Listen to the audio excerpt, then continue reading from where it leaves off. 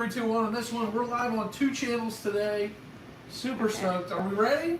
Yeah, we're good. We're live. All right. All right, go ahead. All right, come on in, guys. My name is Jerry Watterson. I'm so excited to be here today on the Chef Dennis Chan YouTube channel. And happy Bake Day! So here with Chef Dennis Chan and Amanda from Happy Bake Day. Today we're baking the most amazing s'mores cookies you've ever seen. All right, so without further ado, let's do it. So first, to make these delicious s'mores cookies, we have to make chocolate chip cookie dough to get it started. And what's the best chocolate chip cookie dough recipe that I know?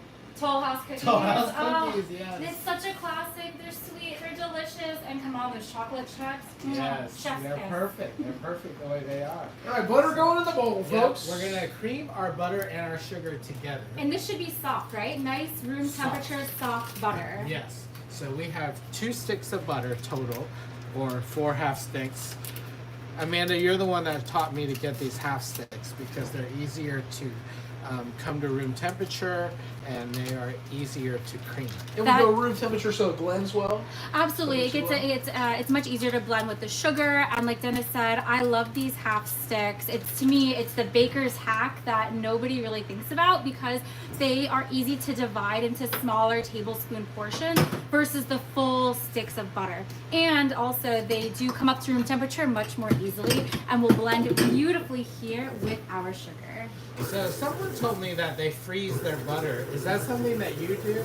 I have not tried freezing my butter. I don't do it either because I'm afraid that something happens to the shape of whatever cells they are and I'll end up with a mess. Yeah, you want that butter to be full of that creamy, delicious fat, make these cookies rich and fluffy. Yep. So I have added in some brown sugar, 3/4 cup of brown sugar, and 3/4 cup of white sugar. Are you using light brown sugar or dark brown sugar? I'm using light brown today. Oh, perfect. Yep. And we want this to cream together. What the creaming does is it adds a layer of fat around each sugar granule, and as that melts in the oven, that will help create some steam and a little bit of rise and layers in our cookie. Because everyone loves a fluffy, soft, delicious chocolate chip cookie. Yes. Okay, so I'm going to turn that all the way up until it gets nice and creamy. And you want it to see a nice, consistent texture form. It kind of sticks to the side of the bowl a little bit, and you can see that it's really becoming, like you said, fluffy. Fluffy is such a good word for this. So to our all-purpose flour, we're going to add in a tablespoon or a teaspoon of salt. Anytime you bake it, you want anything sweet, you want that little bit of salt to help bring out that sweetness. Especially paired with the chocolate chips, it really makes the chocolate flavor so rich and so bright in the cookies. So that's going really fast, and we'll give that a scrape in a minute. But I've also added some baking soda to this. And I'm going to prepare our eggs to get ready to put into our creamed sugar and our butter.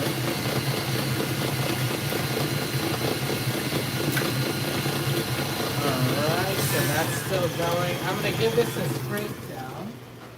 And Amanda, you and I have done many cookie videos together. Yes, we've got on that our channel. really great cookie series that you and I both make. We do a mixture of traditional Jewish cookies, we do traditional Chinese cookies, and I always enjoy a good cookie. Well, the one thing that I just remade from our video, I made rugelach from when we made them in our Delicious. video. Yes. What flavor? I made apricot and walnut this week. Oh, I love the walnuts, especially when you toast them a little bit. Yes. So now here to our bowl of our stand mixer, we're making the wet ingredients. So we're adding in the 2 eggs along with some vanilla. And again, you're gonna keep mixing this on high speed so it becomes almost like a wet, pasty mixture with the butter and the sugar that are already in there. So I'm going to turn the speed down a little bit when I add my vanilla, and that is 1 teaspoon of vanilla. So it's funny. I know here we've added a teaspoon of vanilla, but with vanilla, I always believe that vanilla should be measured with the heart instead of by the recipe because it's such a great flavor and it adds always a nice kind of layer to whatever you're cooking. In that case, I need half the bottle. Half the bottle.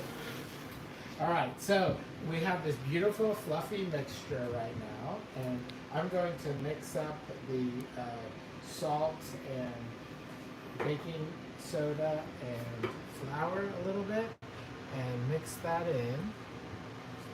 Okay, I'm going to mix this in first and then I'm going to add in the rest of it.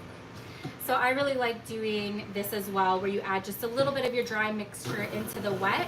So that way you can mix it together with your wet ingredients, scrape down the side of your bowl. And that helps all of your ingredients really become a nice dough, a nice cohesive dough.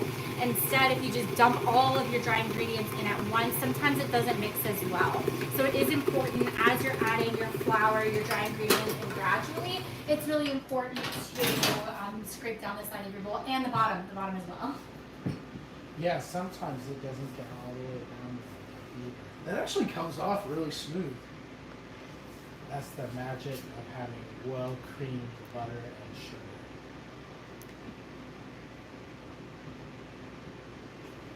I'm gonna put this on so that we don't have too much.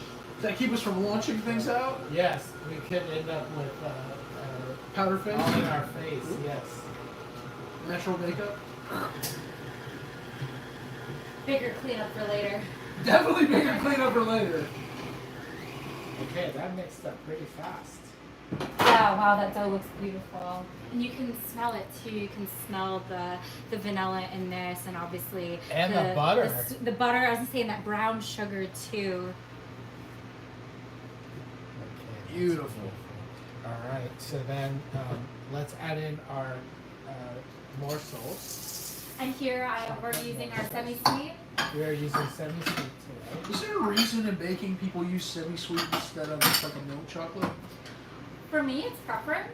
I was telling Abigail earlier when I make chocolate chip cookies for myself, I actually like doing part milk chocolate chips and part dark chocolate chips. Mix, yeah. I like the depth of the flavors, the creaminess from the milk chocolate, the bitterness from the dark chocolate.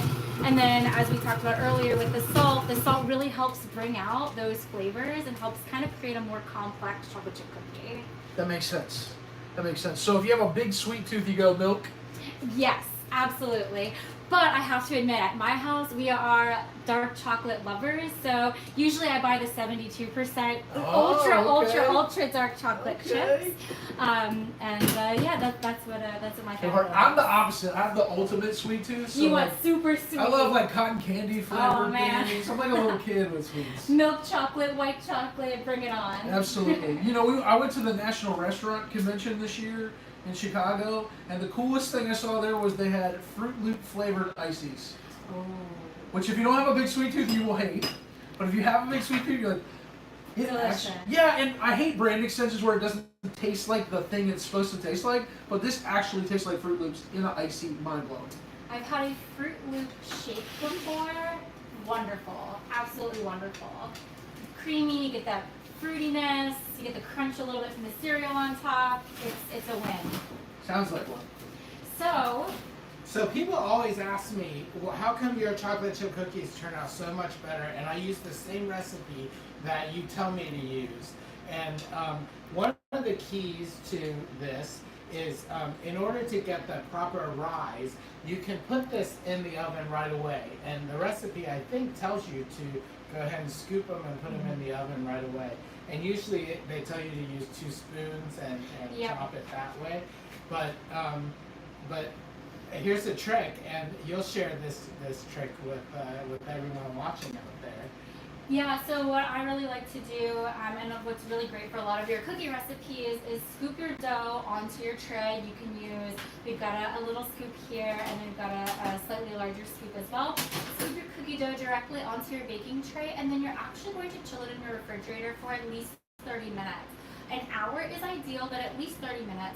And that allows our butter to become solid again. So remember, it was sitting out on our countertop and it got soft and creamy and beautiful and obviously fluffy.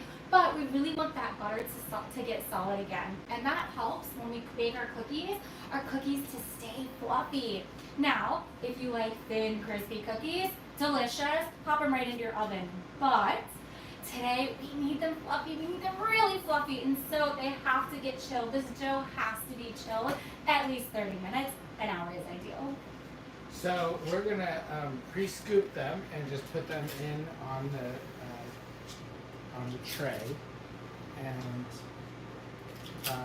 then I'll show you what that looks like. And the other thing that someone who they said, I really want to watch you make cookies because my cookies never turn out like yours. So I showed her how to cream in the beginning, and she says, I never do that. And I said, well, that's why your cookies are flatter, is because you don't have that rise. The real fluffiness. Yes. Now, if you don't have a stand mixer at home, don't worry. You can actually make these just as well with an electric hand mixer.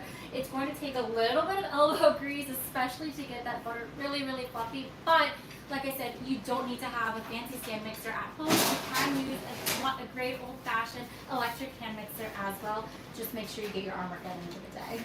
Okay, so I'm gonna stick these in the refrigerator, and because of time, I went ahead and made a batch before and scooped them. So I'm gonna go bring those out.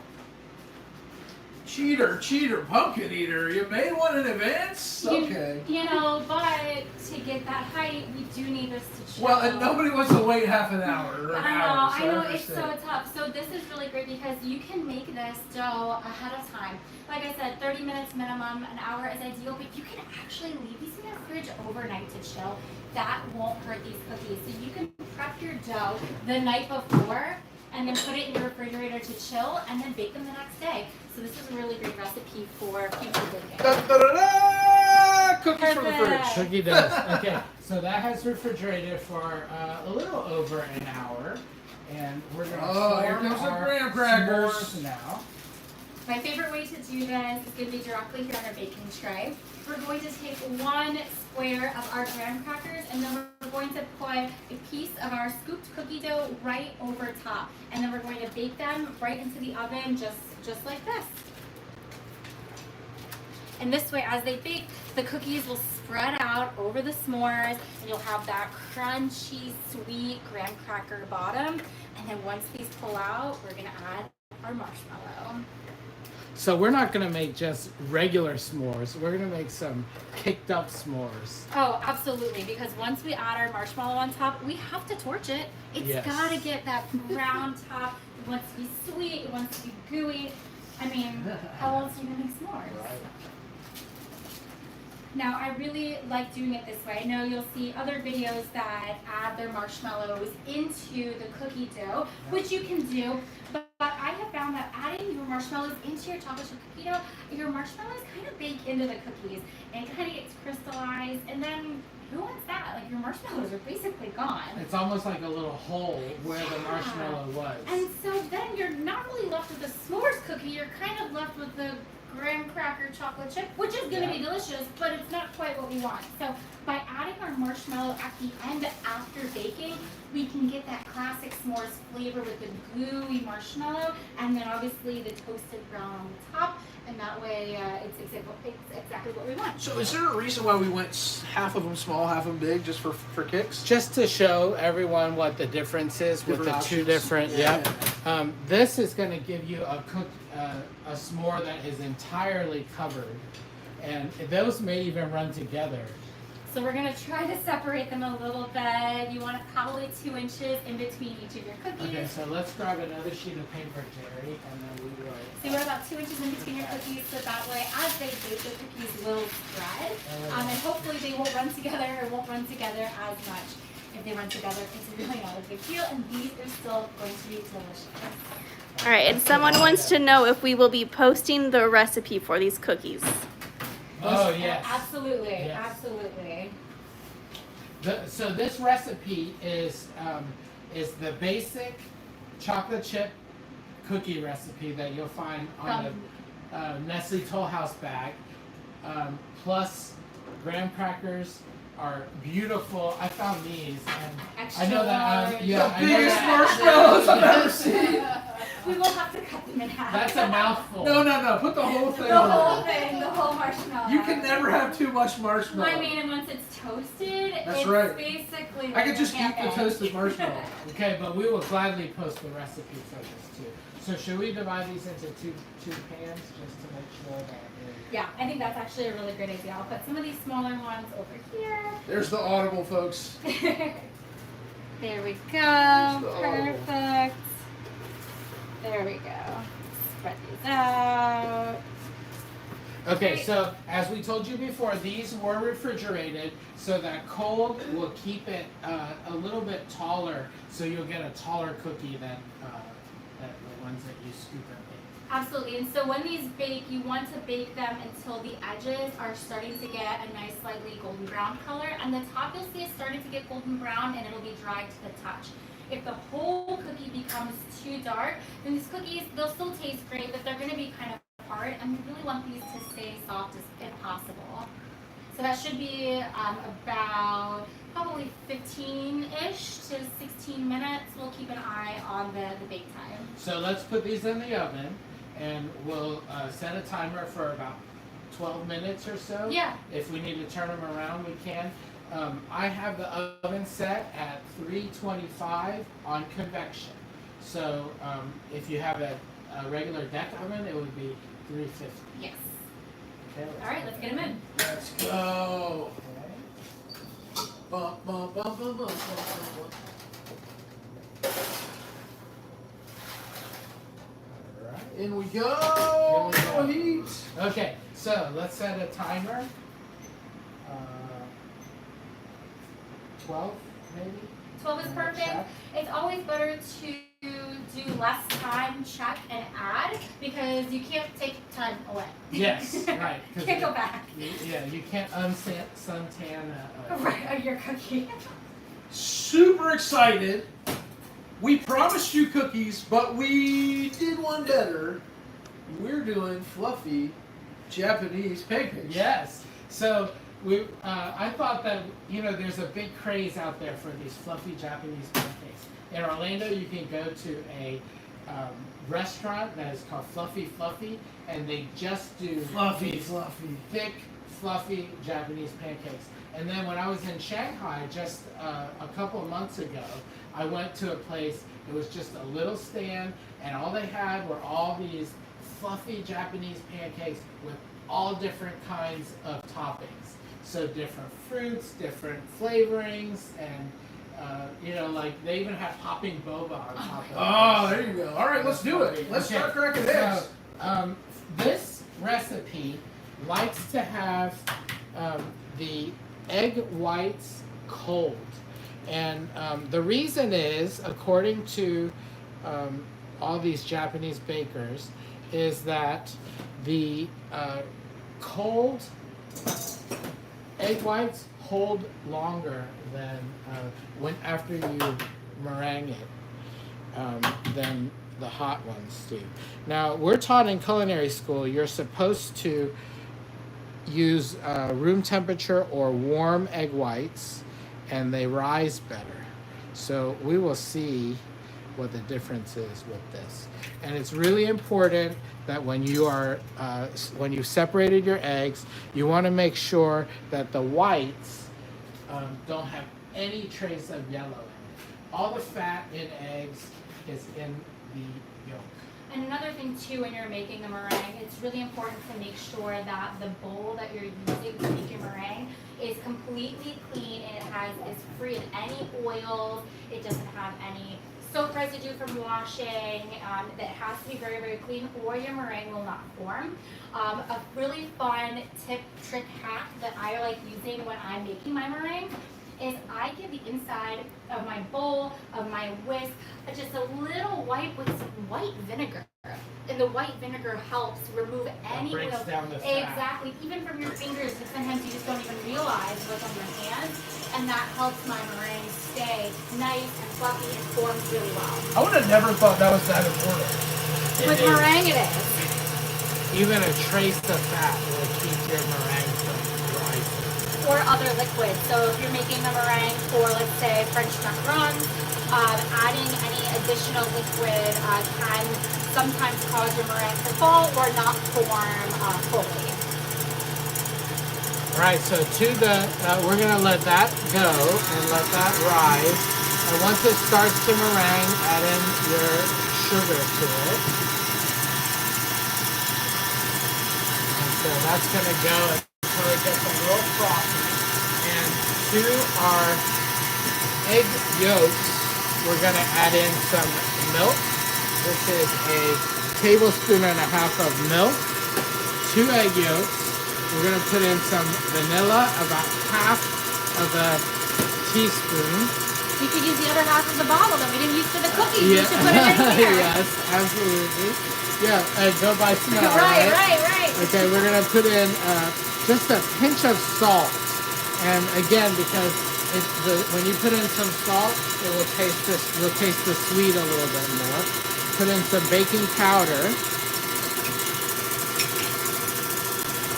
and we're gonna mix this up. Excuse me, Gary. I'm gonna grab a spatula right here. We're gonna mix this up. Now for our meringue, do we want traditional stiff peaks or do they need to be soft? You want stiff peaks for this recipe because you want them to hold. So we're almost there, and oh, we are there. Look at that beautiful beak. It's almost like a parrot's beak, right? Woo! You can see that it's holding its shape here. It's not drooping. It's not falling off of the beater. Okay, so I have added in a 1/4 cup of flour to this, and we're using a cake flour. And it's important to use a cake flour because we want that texture to be really soft. And cake flour is much more delicate than a traditional all-purpose flour. So it is important here for this recipe for the Japanese pancakes that you do want to use that cake flour to keep them fluffy. So we want to mix our batter. Mix.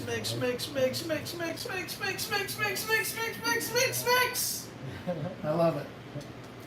All right. So I got a question about the meringue. So if it isn't holding its shape, if it doesn't have this like firm peak like this, do we whip some more? You would continue to whip it until the peak forms. You can even take your whisk off, and here we can do that here.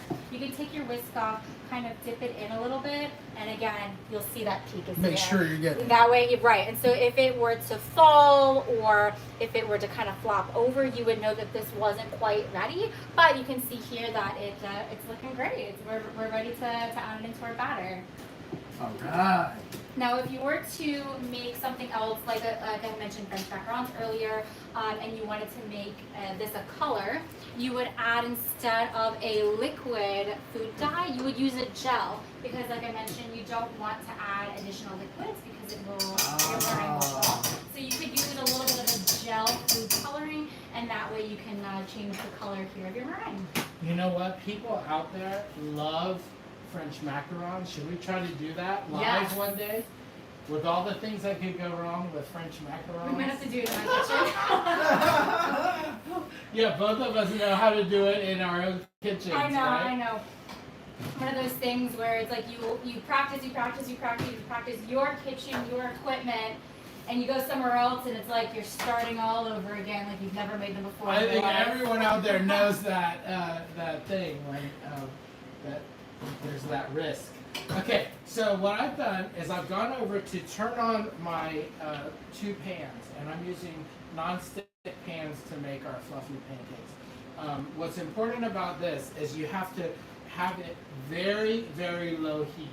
So almost the lowest that you can go, because if it's too high, you'll brown the outside and the inside will not cook. Okay? So Did I'm you gonna add any take oil or anything to the no pans? oil yet. We Okay. will right before we cook them. So I'm going to take 1/3 of the egg yolks here, or the egg whites, and I'm going to mix that in. And you want to be very gentle and fold that because you don't want to deflate any of the, or you want to deflate it the least, because the more you fold it, the more it deflates. So no rapid whisking, no No aggressive whisking. mixing. Yeah. Sometimes I've even seen people take a whisk to do this part and very gently whisk it in. Is there a reason we added some and then we mixed and then we added some more instead of adding it all at once? If you add it all in at the same time, it will all deflate. Got it. So that's this like- is the fluffiness comes from the slow and careful mixing. Yeah, you don't want to destroy all that work you just did to get it fluffy. Yeah, because what would Japanese fluffy pancakes be if they weren't fluffy? Right. Regular pancakes? Something like that. Something like that. So Dennis, we talked about different toppings that you've had on these types of pancakes. Yes. Are we going to be adding any toppings to our pancakes today? Absolutely. We're going to add in strawberries and maple syrup. We're going to go very traditional with this one today. So if you look, this is the fluffiness that you want the batter, and you want it to be able to lay on itself like that, and so you can build a little height to it. So let's head on over to see. All right, let's go. Off we go. Let's go. Come on. Here we go. We're headed down with Chef Dennis. We're going to make fluffy pancakes. I'm excited. I hope you're excited. And hey, if you haven't subscribed to the channel, make sure you take a minute and subscribe. It would mean a lot to us as we try to build. All right. Yep, and we also have Happy Bake Day here. Happy Bake Day. Please subscribe to Happy Bake Day. Absolutely. Hey, and if you're watching on Happy Bake Day and you're not subscribed, make sure you subscribe too. Filming for both channels today, folks. Okay, so the one thing you'll see whenever you watch videos on how fluffy pancakes are made, you'll always see someone take a thermometer and they'll shoot to see what the temperature is. That's just to make sure it's not too hot. Because if it's too hot, you're gonna have burnt pancakes. So I'm gonna turn this one down just a little bit. That's the thing with gas, and you know sometimes you can find one of those temperature controlled where you just set a temperature and let it cook on that temperature, and those electronic ones would be the best to make these pancakes. That way the temperature would stay consistent throughout the entire cook time and they won't get too brown on the outside. Right. So to oil this, to make sure that it doesn't stick, I have a little bit of spray there, and I'm going to wipe it all down. And this is true no matter what kind of pancakes you make. If you make regular American pancakes, you want to oil the pan and then you want to wipe it all off. If you don't wipe off the oil, you get little bubbles and you don't get a consistent flat brown pancake. And now we're using our scoop again, I see. Yes, I'm going to use the scoop because that will give us the same size. I'm going to do 2 scoops first on both of them. And you can even see here in the batter, as you're scooping it, the batter is still that nice, beautifully fluffy shape, and it's got that nice, consistent texture too. And then I'm going to put a third one once that starts to set a little bit. And third one here. Building that pancake mound. Let's go. Okay. Oops, that one fell. All right. So then we're going to take just a little bit of water and spray it on the side. And we're going to cover this. Okay. So we add the water because we're going to steam it a little bit. It's going to help steam the pancake done. Not a whole lot. Not a whole lot, but it's just enough to steam. So while that is steaming, I'm going to prepare my whipped cream and cut our strawberries for this. And I think I hear the cookie. Yeah, noise. let's go check it out. Oh, Let's go cookie check it time! out. Let's go! Let's go! They are going to be so good, you guys. Remember, we want it to be beautifully kind of lightly golden on the sides, dry on the top, and All right, we're coming through the cookies. I think we're there. Ooh, they look good. Do we have an oven mitt? Do I? I mean, Come on now, as much as you make, you gotta have numb fingers. Just reach in there and grab it. Oh, they look pretty they good. look good. So do they need to be turned around and cook some No, more? I think they're good. I would Okay. take them out. Okay. You want to do the honors? Sure. All right. Where can we place We'll them? place them right here. Great. Alright, cookies coming out of the oven. And while I pull these out, if you want to actually open our marshmallows, because as soon as I pull them out, we're going to put our marshmallows right on top. Chef Dennis opening the marshmallows over there. We got Look at cookies coming out of the oven. these. These were our Look at little scoop these. version. Oh man, and you can smell the delicious Smells like heaven. chocolate chip cookies here. Heaven. Alright, let's make a little bit more room. All right. We're putting the big ones on the big ones. Look at are those huge. monster. Let's do the small Look at ones. those monster Tuck the- marshmallows. I would These even are for the small here, we're gonna ones. Okay. tuck it in a Whoa. little bit. Perfect, yeah. And we're gonna do this while the cookies are still warm and soft so that way our marshmallows will stick. Oh, these are beautiful. Great. Oh yeah, oh man, these are gonna be such overstuffed cookies, which, I mean, it's the only way cookies should be if you ask me. Thank you. Those are the biggest marshmallows I've ever seen. Go big or go home here. That's Go right. big or go home. That's right. We're going half marshmallow. The little scoops are going full marshmallow. Full marshmallow on the big these guys. And now what we can do is we can let these kind of cool down while our pancakes are cooking. And then we'll come back and we'll use our blowtorch. Well, let's make some whipped cream because we're gonna have those beautiful fluffy pancakes, but some delicious whipped cream will go really well on that. On top of that. That'll be the So- perfect topping for those pancakes.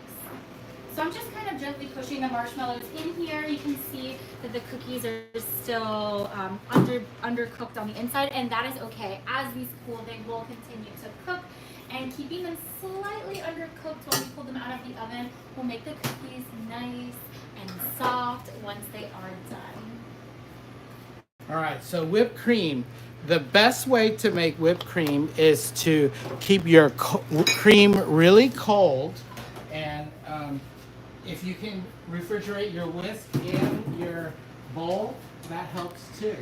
And low and slow will help you keep your whipped cream the longest. It will stay stable longer because the bubbles will be firmer that way. And you want to be careful too when you're making whipped cream. If you over whip it, then you get Butter. Butter. Yes, you get butter. Which might not be a bad thing, but not quite what we want for today. Okay, so my whisk is not hitting quite low enough, so I'm going to turn it up. And I'm going to bring it closer because I didn't put a whole lot of whipped cream in here.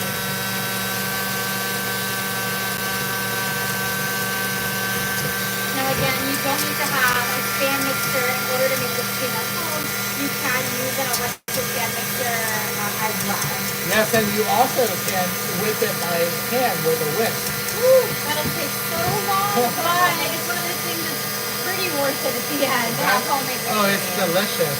This weekend was my mother's birthday, and I, instead of frosting on a cake, I did fresh whipped cream. I frosted it with fresh whipped cream and made it, it was so delicious.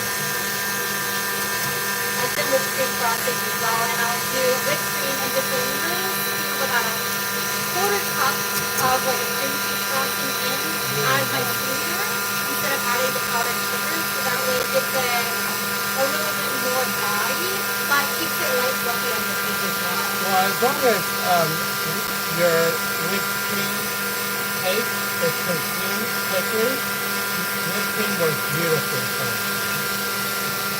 And then when you're freshly baked food, I can't imagine it's gonna last too long. Not long at all. Not in my house, I can tell you that much. Mine either, I can promise. Okay, so that's nice peaks on this. I'm going to, you see how beautifully that whipped cream is? And it smells great too. Just the powdered sugar and whipped cream. I'm going to stick this back in the refrigerator until our pancakes are done. All right, off Chef Dennis goes. Back to the fridge.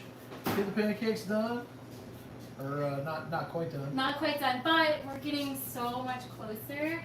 Is it bad that I'm already hungry? I mean, smelling these cookies, How could you not already making be these hungry? pancakes, I'm kind of ready to Like I dive kind of right just in. want to. I mean, I won't tell anybody. We'll pretend that they're not watching. So how'd you get into baking? So it's really funny that you asked me. I really didn't grow up with family members who cooked or baked very often. And when I was little, I would stay home alone while, if my mom was working. And my mom gave me one rule. I was not allowed to use the oven or the stove if she wasn't home. Seems pretty fair for a 10, 11, 12-year-old, right? Don't burn the house down. Don't burn the house down. Okay, fair enough. But when you're 11 and you're 12, you're home alone, you're bored really quickly. There's only so much TV you can watch before your brain starts to rot a little bit. So what do? You look for something to do. My mom had this recipe cookbook to bake in the microwave.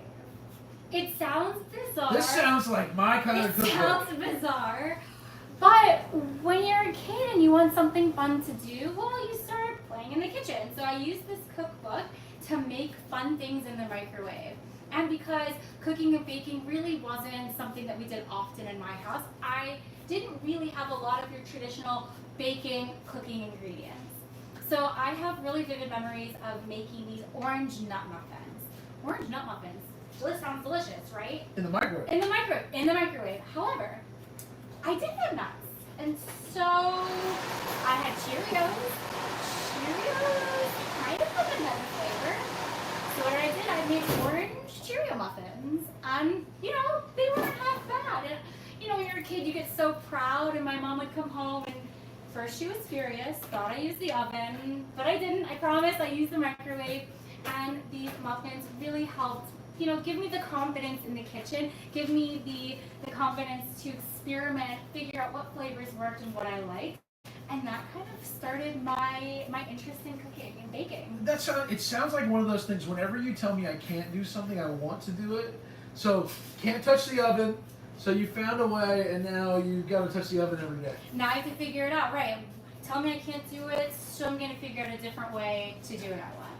And now, yes, so now I get to bake every day, and I love baking both sweet and savory recipes. My personal favorite, I do love savory the most, like a good savory scone. Oh man, I'm sold. But my husband has the world's biggest sweet tooth. And Jerry, huge sweet tooth. World's biggest sweet tooth. So it's a really nice balance, making the sweet and the savory. Making everyone in the house happy, and plus you can't go wrong with having freshly baked goods in the house. Absolutely. Check out these cookies. Let's get in close and check these cookies out. These are some bad mamma jamma cookies right here. I mean, these marshmallows are almost comically large, but like I said, go big or go home. To me, that makes it so cool. It makes it for a great visual. All right, Chef Dennis. I think we need to brulee bust these. out the torch. Yeah, the torch is right over I'm there. dangerous I'll with let fire. Amanda do the honors. I have not used the torch this like this. Alright. Mine is much smaller. Say this word. She's gonna burn the I'm place like, down too. let's see. So we do cooking classes here at the restaurant twice a month, and I always tell people whenever we use torches in our creme brulee or any other s'mores like this, we want to get the best, the biggest torch that you can find. It's the best one. Can you get a little on fire? I'm looking for golden brown over here. You, Chef Dennis oops. burning everything. Yep, let's clap them that out. over. Yeah. Is that how you? That's the professional way. Well, yes. That's the baker's hack. That's like the old school clap off. But these are great. So you can see that the marshmallows are getting a little bit melted, and along the bottom where they're with the cookie, they've melted kind of into the cookie as well. There it is. This is the way. Oh, except we burnt one. These are beautiful. Oh, that one 5 out of looks 6 are good. good though. All right. I'll take that any day of the week. So now these cookies, we can dive in. They look great. We can Yes, dive in. they look great. Shall we? So I don't know which one is better because these you know, like that's a great portion. Listen, mean- this is too much talking and not enough eating. Not I'm enough going eating. home. Okay, Go for it. Go All right, for it. I gotta go for a big one. Okay. I think Here I'm we gonna. go.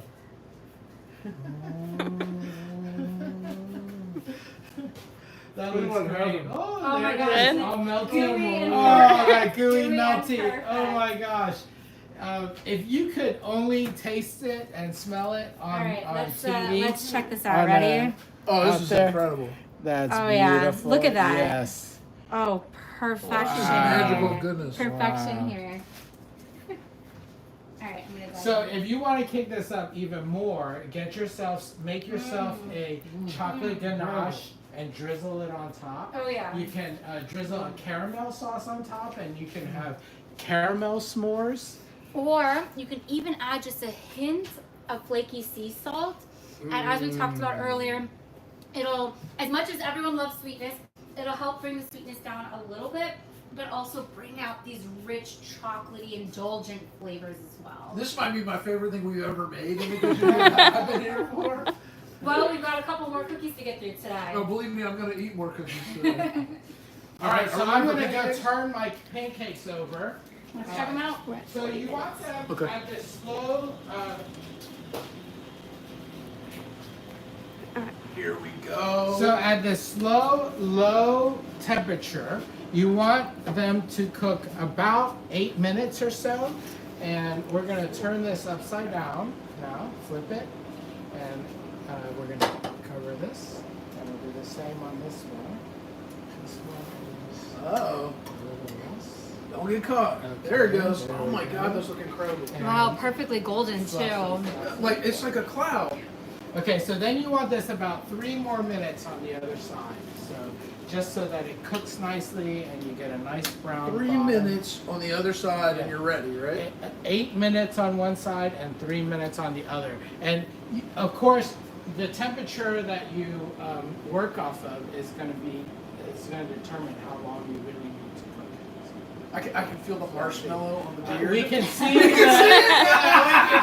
That makes me need a good cookie. That That does makes make me me a good mad. cookie. We needed a napkin before, but anyway, we'll just roll with the marshmallow on the beard. Okay, so that's cooking. What I've done is I've cut some strawberries. I have my whipped cream about ready to plate, and then I have some maple syrup to plate up. I mean, Alright, you can't so have let's get- pancakes without a little maple syrup. That's right. That's It's- right. Can't have one without the other. It's the perfect pairing. Although, I say that, maple syrup is great. Honey is also a really nice. I like honey and I maple syrup. despise maple syrup, so I don't touch them. Oh, that's Pancakes I go butter only usually, but but now that you say honey, a I might have to little, try. a little Give 'em a drizzle, little a hit. little, just a little bit. A pat of butter would be delicious on top of these. That's how I do it with regular pancakes. Okay, so is that about 3 Do, minutes? do these get a little bit of a crunchiness to them because of the meringue? Or No crunchiness. No crunchiness. It is purely fluffy. no? Okay. And maybe we can link to our Shanghai video where I tasted the ones from the food court in Shanghai. You can see just how well they kept their rise, and they kept that really nice shape. Okay, so that is nice and fluffy. See that it jiggles nicely too. We're gonna plate this up and we'll bring it over here. And we're gonna want to put a little powdered sugar on this, right? And then some strawberries. Gotta get the visual just right. Yep, and I don't want to put too many strawberries on top because I don't want to weigh down our beautifully fluffy pancakes.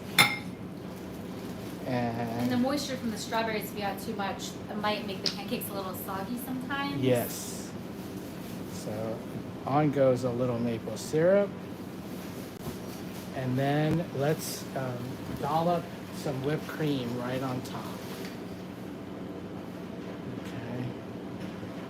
And This is the breakfast what? of champions. This What looks could like be the better? breakfast of champions. This What is, could I be mean- better than that? Fresh whipped cream, beautiful strawberries, fluffy, fluffy pancakes. Kind of perfect. This So is give it my a taste. favorite baking Oh. day Give it we a have taste. done. All right, we going in? All right, let's Dive go. in. Let's Dennis, you gotta get in go. here. Oh, yes. Let's go. I'm so excited. I've never had a Japanese fluffy All right, pancake. cheers. Cheers. Hey, Cheers. hey. Okay, those are incredible. That's different. What a delicious, Oh, that was really good. cloudy Wow. texture. It doesn't have as much of like a, you know, the typical pancake has like, I don't know, there's more of a savory, and this is more of a neutral plus sweet. Yeah, it almost has like a souffle-ish Yes. flavor, a little eggy, but obviously the fluffiness. And I like that they're not overly sweet. Like I said, I am a savory girl, but I like that they're not overly sweet, Yeah. and the whipped cream just adds that little bit. Richness. It Yes. does. Yes. Yes. Well, we hope you had a lot of fun with us today. We had a lot of fun baking. We hope you have a happy bake day. And Chef Dennis, it was great. Yeah, make today a happy bake day. Thanks for joining, everyone. Thanks, guys. Thank you. We'll see you next time.